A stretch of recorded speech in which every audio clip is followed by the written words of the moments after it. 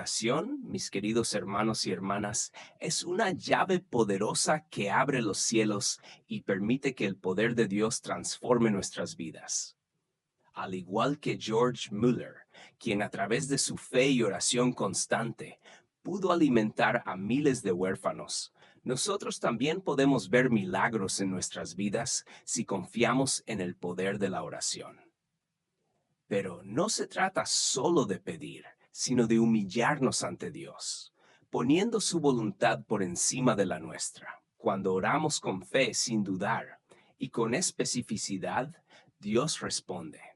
Él escucha nuestras peticiones y nos da lo que necesitamos en su perfecto tiempo. Así que les animo, hermanos, a no dejar de orar, a pedir con corazón sincero y a creer que Dios tiene el poder de cambiar nuestras circunstancias. El poder de la oración es real y está disponible para todos los que creen y perseveran en él. A oração é o cheque que garante a realização do sonho. A oração move a poderosa mão de Deus. A mão de Deus é tão poderosa que não apenas pode mudar o destino de uma pessoa, como também a história da humanidade. É preciso confiar na mão do Senhor, não se permitir murmurar diante das circunstâncias e orar ininterruptamente a Deus, que tem o poder para transformar o destino e as circunstâncias. A mão divina move-se e você poderá experimentar o milagre quando orar convicto de que pode dizer: não voltarei atrás.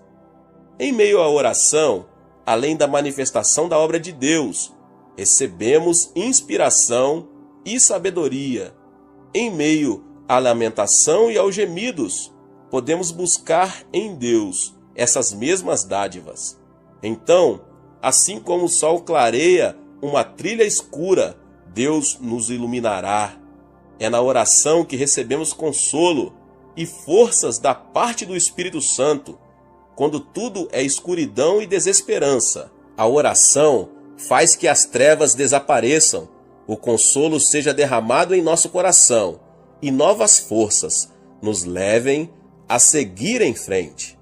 Nada no mundo pode nos consolar ou fortalecer, a não ser o Senhor, que conhece a intimidade do nosso coração. Certa ocasião, os discípulos haviam passado toda uma noite no mar, sem conseguir pescar nada. Mesmo diante dessa circunstância, Jesus mandou que Pedro entrasse mar adentro e lançasse as redes. Os discípulos creram nas palavras de Jesus, lançaram as redes e estas voltaram tão cheias de peixes que começaram a rasgar-se. Eu pergunto, qual é a nossa rede? Nossa rede é a oração. Por meio da oração, podemos pescar muitos peixes com o Senhor. Se não orarmos, por mais que estejamos na presença de Deus, nada acontecerá. Por meio do profeta, Deus nos desafia. Jeremias 33:3 diz: clama a mim, e eu responderei, e lhe direi coisas grandiosas e insondáveis que você não conhece.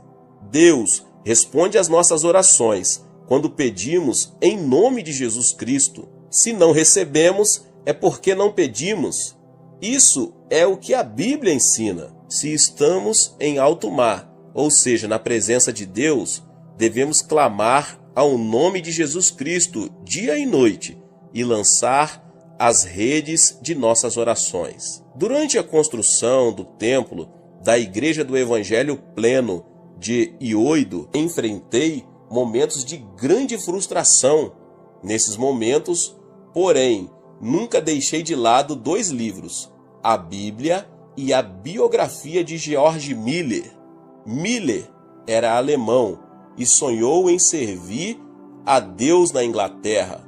Entretanto, ao ver a grande quantidade de meninos abandonados e famintos nas ruas de sua cidade, ele mudou de direção. Lembrou-se do que diz o salmista, Salmos 68:5, Pai para os órfãos e defensor das viúvas, é Deus em sua santa habitação e converteu-se no pai de órfãos. O incrível é que, sem pedir a ajuda de ninguém, somente em oração, conseguiu dar de comer a mais de 6.000 meninos. Durante aqueles momentos de frustração, quando a realidade tornava-se intolerável, o livro, que continua a descrição de grandes milagres de Deus, dava-me esperança. Quando os meus olhos não viam nada, meus ouvidos não ouviam coisa nenhuma, nem minhas mãos apalpavam evidências concretas, a Bíblia e a biografia de George Miller davam-me a entender que eu devia clamar em oração. A oração ininterrupta é seguida de grande sucesso. O êxito, porém, tem um inimigo figadal, a soberba. Existem na história grandes personagens que conseguiram alcançar o êxito, mas fracassaram por causa de sua soberba. Homens que, depois de conseguir sucesso, tornaram-se ociosos e acabaram destruídos. É bom que estejamos atentos à advertência desse ditado. Depois de haver ganhado a guerra, não tire a armadura de imediato, tampouco desamarre os cordões de seus sapatos. Precisamos tomar cuidado para que, depois de vencida a guerra, a soberba nos leve a ser atacados outra vez pelo inimigo. Isso pode acontecer em nossa vida. Agimos como se tudo tivesse sido conseguido, mas a realidade pode ser outra. No momento em que nos deixarmos dominar pela soberba, tudo o que foi conseguido pode tornar-se em espuma. Se alcançarmos êxito, orar nos ajudará a manter o que alcançamos. É na oração que nos mostramos humildes diante de Deus e recebemos um sonho maior da parte dele. Comece a orar não somente por suas necessidades, como também pela manifestação do reino de Deus aqui nessa terra.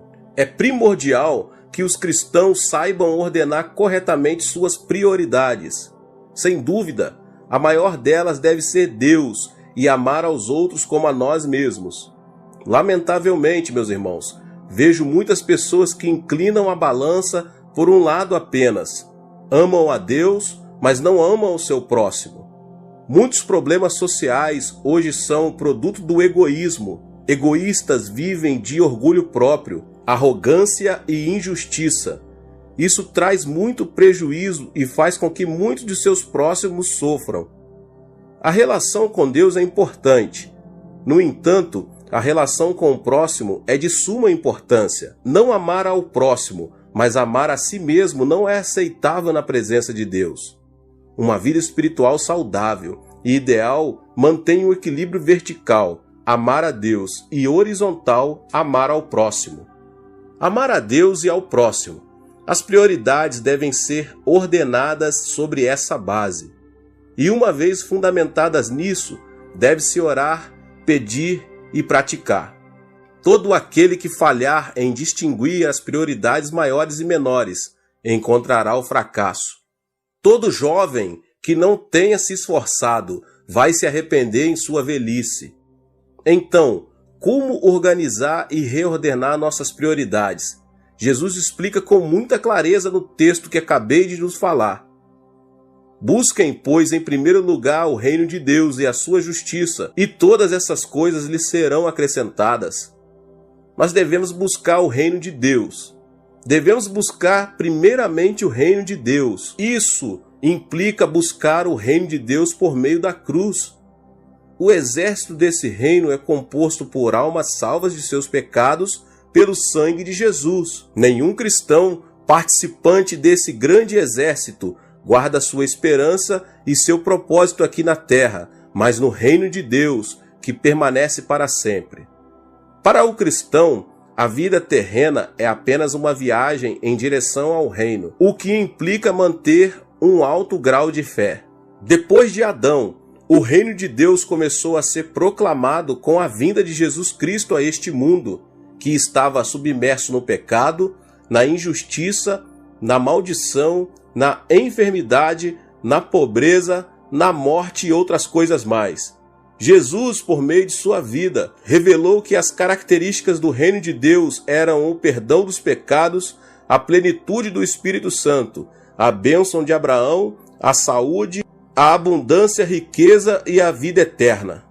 Então devemos orar para que essas mesmas características não somente transbordem em nosso ser, como também na vida de nossos semelhantes. Devemos também buscar a justiça de Deus. Nosso dever não consiste somente em buscar o reino de Deus, mas também em fazer todo o possível para que sua justiça seja manifestada no mundo. Os cristãos devem fazer fluir a justiça de Deus em suas próprias vidas. Deus se agrada do justo. É importante também nos ocuparmos da justiça no campo social. Jesus esteve com pecadores, pobres e doentes. Converteu-se em seu amigo e salvador. Jesus trouxe justiça à sociedade. Nós, que nos identificamos como discípulos de Jesus, devemos imitá-lo, esforçando-nos na justiça social.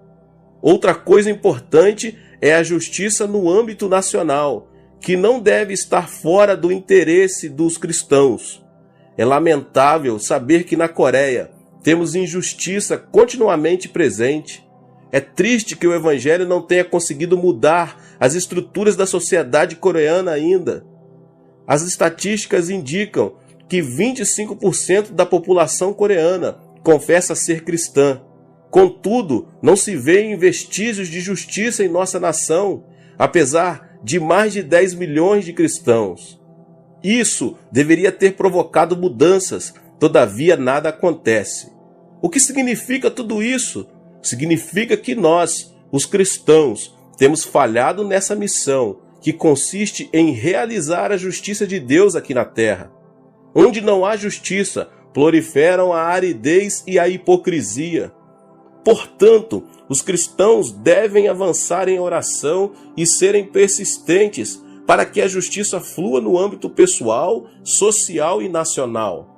O cristão é quem mantém uma dupla relação com Deus e com o próximo, a sociedade. O fato de permanecer circunscrito às paredes do templo, orando e jejuando, sem se interessar pelo sofrimento e pela injustiça social, é sinal de decadência espiritual da igreja. Jesus explicou que, se buscarmos primeiramente o reino de Deus e sua justiça, todas essas coisas serão acrescentadas. Se neste momento a justiça divina proliferasse nos âmbitos financeiros, governamental e social, a distribuição correta das riquezas acabaria por completo com a pobreza, o suborno, a injustiça, o pecado, a violência, os roubos e outras coisas mais. Então, consequentemente, comece a orar não somente por suas necessidades, como também pela manifestação do reino de Deus aqui nessa terra. Essa é a ordem correta que você deve manter para que os problemas casuais desapareçam. Se você é um desses cristãos que tem o costume de orar somente por suas necessidades e não buscar primeiro o reino de Deus e a sua justiça, é muito provável que sua vida cristã esteja à deriva e precise de um rumo estável. O agricultor faz todo o possível para conseguir uma colheita bem-sucedida. Mesmo assim, a falta de chuva e sol pode prejudicar seriamente sua colheita. O que eu quero dizer com isso, meus irmãos? Quero dizer que é Deus que tem de abençoar, para que o homem seja abençoado. Se Deus não abençoar, todo o esforço do homem será vão. A bênção de Deus é derramada sobre as pessoas que buscam primeiramente o reino dos céus e a sua justiça. Que Deus abençoe a sua vida mais uma vez com essa palavra tremenda do pastor David Poyong Cho. Se você ainda não é inscrito aqui no canal, se inscreva no canal e ative o sininho das notificações. Todos os dias, às 18 horas e às 20 horas, são postados vídeos abençoados aqui no canal. Não esqueça de deixar o seu like, tá bom? E também compartilhe este vídeo com as pessoas que você mais ama.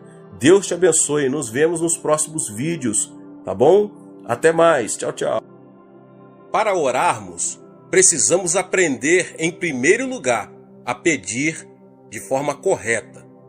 Embora seja verdade que Deus sabe de tudo, não podemos ter a atitude de que não é necessário pedir, porque Ele já sabe de tudo que precisamos. Algumas pessoas pensam que não precisamos pedir por causa do versículo de Mateus: não vos assemelheis, pois a eles, porque Deus, o vosso Pai, sabe o de que tendes necessidade, antes que lhe o peçais. Mateus 6:8. Mas para entendermos corretamente esse verso, precisamos examinar seu contexto bíblico. Além disso, Jesus havia dito: e orando, não useis de vãs repetições, como os gentios, porque presumem que pelo seu muito falar serão ouvidos. Mateus 6:7. Mas aqui, Jesus estava referindo-se à prática de se repetir as orações ritualisticamente. Ele não estava querendo dizer que não se pode pedir. Eu vou lhes explicar mais adiante. Pelo contrário, sua intenção era ensinar-nos a dirigir ao Pai todas as petições que procedem de nossa oração. Dirigir petições a Deus é um aspecto básico da oração. Deus é o nosso Pai, e como Pai, Ele tem prazer em dar bênçãos aos seus filhos. Um filho, dentro de sua família, tem certos direitos. Jesus Cristo, o Filho de Deus, nos assegura: naquele dia, nada me perguntareis. Em verdade vos digo, se pedirdes alguma coisa ao Pai, Ele vô-la concederá em meu nome. Até agora nada tendes pedido em meu nome. Pedi e recebereis, para que a vossa alegria seja completa. João 16, 23 e 24. E no versículo 27, ele mostra por que isso acontece desse jeito. Porque o próprio Pai vos ama, visto que me tendes amado e tendes crido que eu vim da parte do Pai. O Pai nos ama porque cremos em seu Filho. Portanto, somos participantes da herança do Filho unigênito de Deus. Deus é muito bondoso, meus irmãos e irmãs. Ele quer dar-nos todas as boas coisas, desde que lá peçamos. Ora, se vós, que sois maus, sabem dar boas dádivas aos vossos filhos, quanto mais vosso Pai que estás nos céus dará boas coisas ao que lhe pedirem. Cristo veio a este mundo para proporcionar redenção e restauração ao homem caído. Quando Cristo estava preso na cruz, Deus estava cumprindo as condições necessárias para que a humanidade pudesse voltar a ter comunhão completa com Ele. Paulo disse o seguinte, a saber, que Deus estava em Cristo, reconciliando consigo mesmo o mundo, não imputando aos homens as suas transgressões, e nos confiou a palavra da reconciliação. Com base na obra reconciliadora do Pai, todos nós temos a possibilidade de sermos salvos. Mas a salvação tem que ser pregada até os confins da terra, oferecendo a todos os homens a oportunidade de aceitarem ou rejeitarem o Evangelho, a boa nova de que o preço já foi pago e que todos os homens podem ter acesso direto a Deus.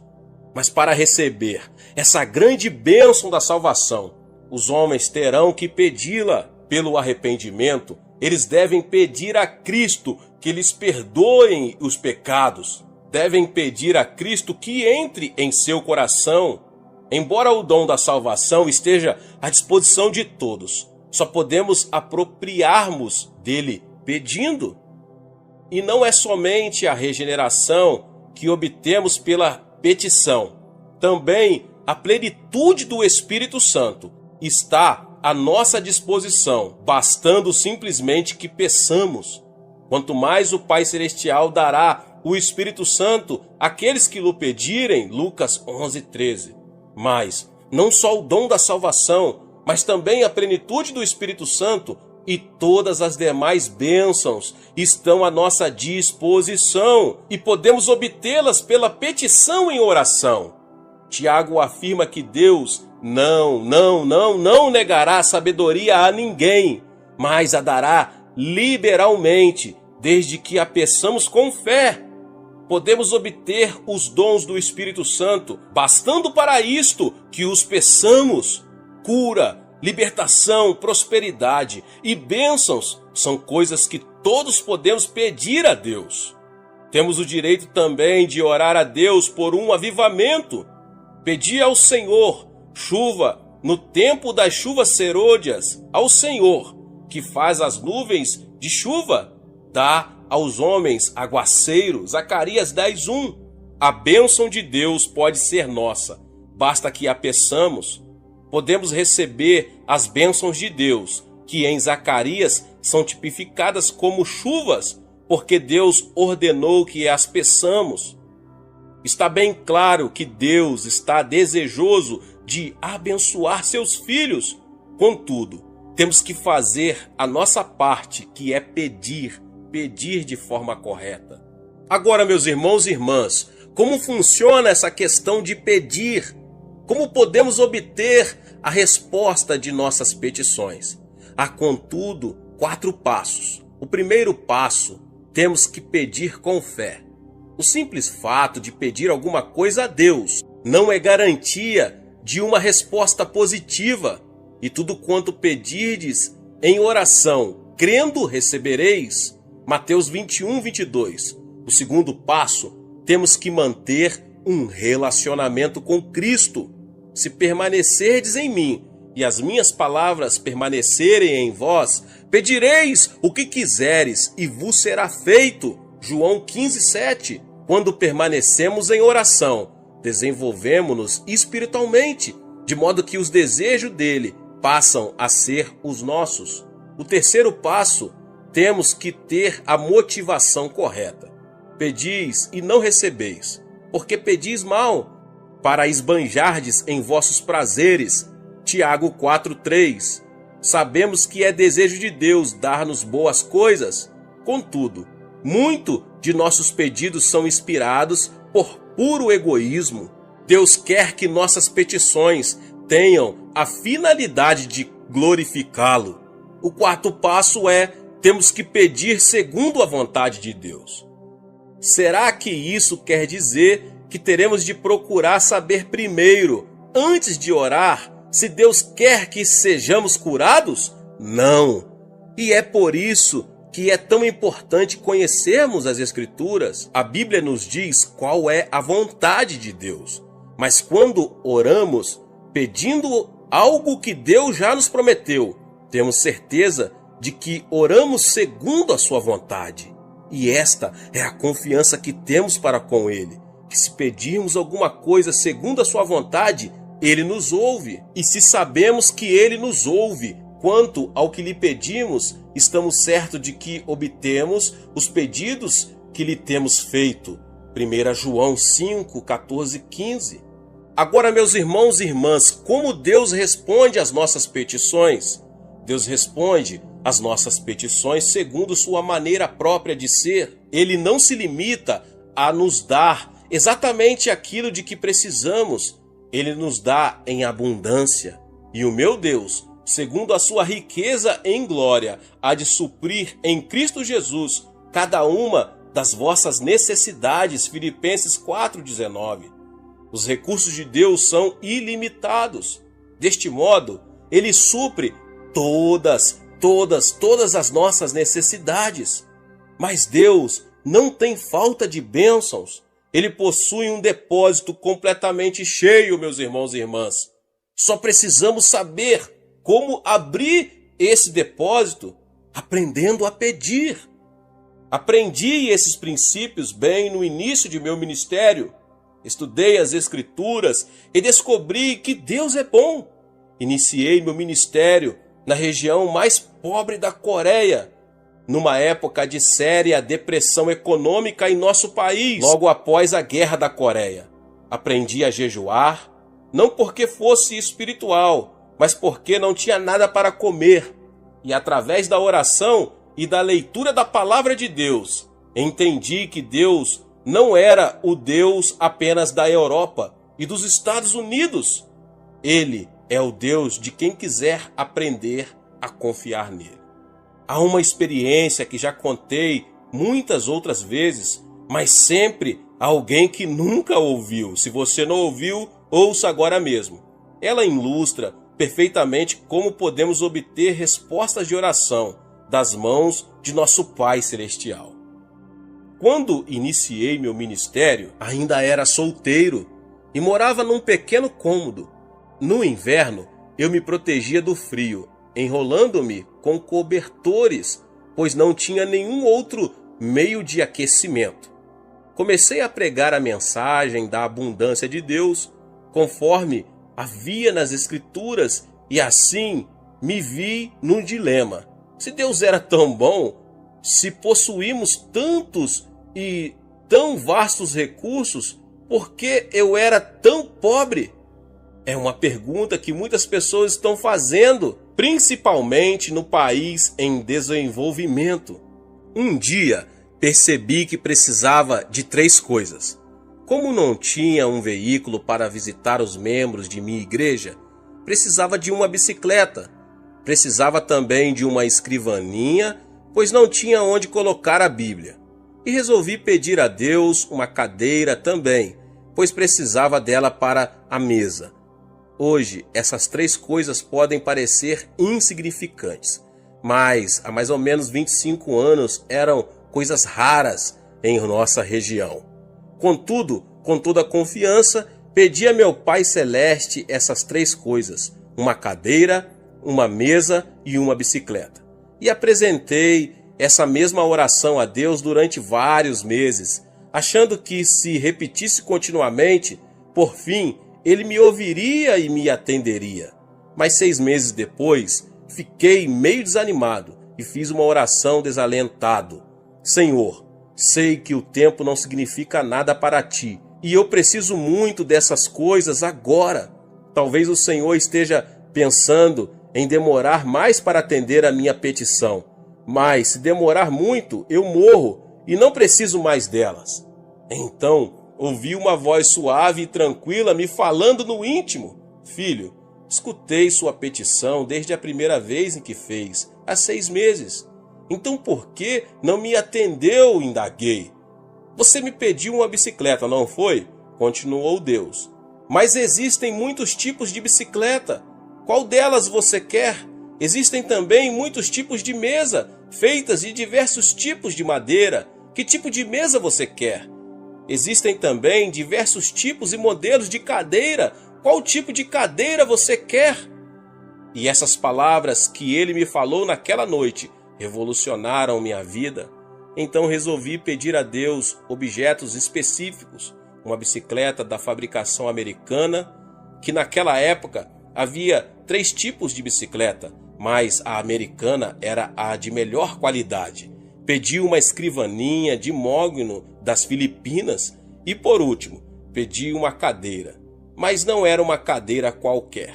Queria uma cadeira com rodinhas nos pés, para que pudéssemos girá-la à vontade, como um daqueles grandes empresários.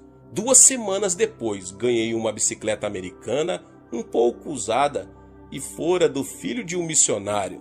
Depois ganhei a escrivaninha de mogno das Filipinas e a cadeira para fazer jogo com ela. É claro que era uma cadeira giratória.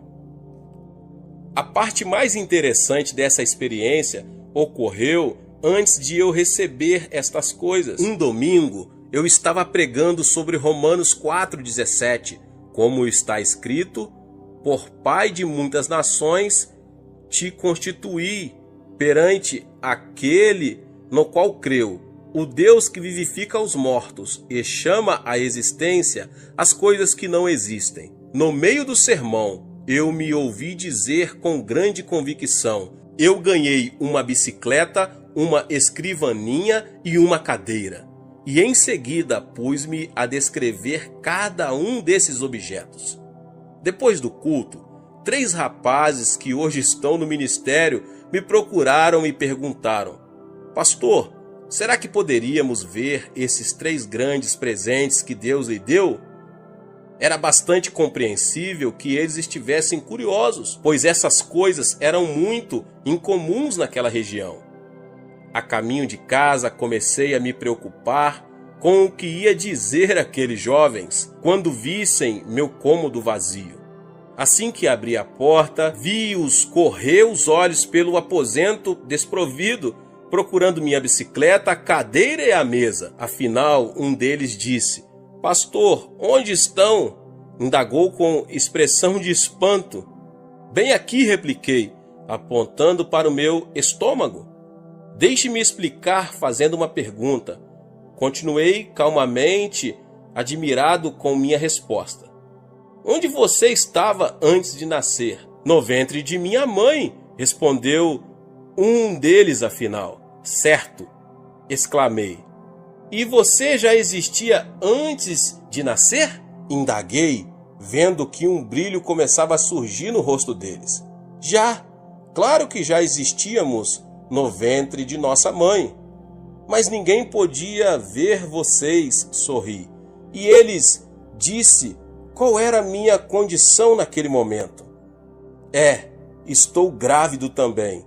Estou esperando uma cadeira, uma mesa e uma bicicleta de fabricação americana." Concluí todo orgulhoso, vendo a expressão de surpresa que havia no semblante deles, transformando-se em riso. "Ora, pastor, então o senhor está grávido", disseram rindo. Tentei pedir silêncio a eles e que não contassem nada para ninguém, mas uma notícia como essa, um homem grávido, era difícil de manter em segredo. Então se espalhou pelo bairro a notícia de que o pastor da igreja local estava grávido, e quando eu passava, as mulheres olhavam para mim e riam. As criancinhas vinham colocar a mão em meu estômago para ver se sentiam ali a bicicleta. Mas depois, quando Deus me deu esses objetos, então foi minha vez de rir. E desse modo, Deus me ensinou a fazer orações específicas. É assim que se ora em fé. Não faça petições com generalidades, certifique-se bem do que você precisa e escreva. Depois, ao orar, apresente a Deus aquilo que você deseja com detalhes. Isso feito, passe a dizer que já o recebeu. Talvez não queira dizer em público, mas comece a dar graças a Deus e a confessar que já recebeu a resposta. Lembre-se de que se pedirmos com fé, Deus nos dará o que pedirmos. É muito interessante que Deus tenha ensinado isto para um pastor de um pequeno país. Parece que geralmente só os pastores de países do Ocidente falam sobre a abundância das bênçãos de Deus ao atender suas necessidades. Mas eu posso testemunhar de que Ele pode fazer o mesmo por qualquer homem ou mulher que lhe o pedir segundo a sua santa palavra. Muitas vezes deixamos que as condições sociais ou econômicas em que vivemos venham a ditar o nível de nossa fé. É por isso que devemos pedir a Deus que amplie nossa visão e nossos sonhos, já que estes são a linguagem do Espírito Santo. Tendo uma visão mais ampla, poderemos obter maiores bênçãos de Deus. Certa vez, Winston Churchill disse que os grandes homens procedem de grandes países, vivem em épocas de grandes realizações e desempenham grandes tarefas. Em geral, é assim que acontece. Contudo, meus irmãos e irmãs, Jesus Cristo, o Filho de Deus, veio de um país fraco e pequeno, Israel, e na época em que ele viveu, sua terra estava sob o domínio do Império Romano. Embora ele tenha realizado a maior de todas as tarefas, certamente não viveu numa época de grandes realizações para o povo de Israel. E, no entanto, ele constituiu o ponto central de toda a história. Não importa quem você é, você pode causar um grande impacto. Sua vida pode mudar seu país ou o mundo. se você souber fazer a oração de petição. Deus deseja dar-nos muito mais do que imaginamos. Peça a Deus o dom que lhe possibilitará ter o maior impacto na situação em que você se encontra. Não se contente com uma situação comum. Sou de uma família pobre e de um país pobre e vivia em circunstâncias adversas. Apesar disso, nunca tive de abrir caminho à força para chegar diante dos grandes deste mundo. O dom da graça que Deus me concedeu tem me colocado diante de reis, rainhas, presidentes e de muitos mais notáveis líderes mundiais. Se Deus fez isso por mim, pode fazer por você também.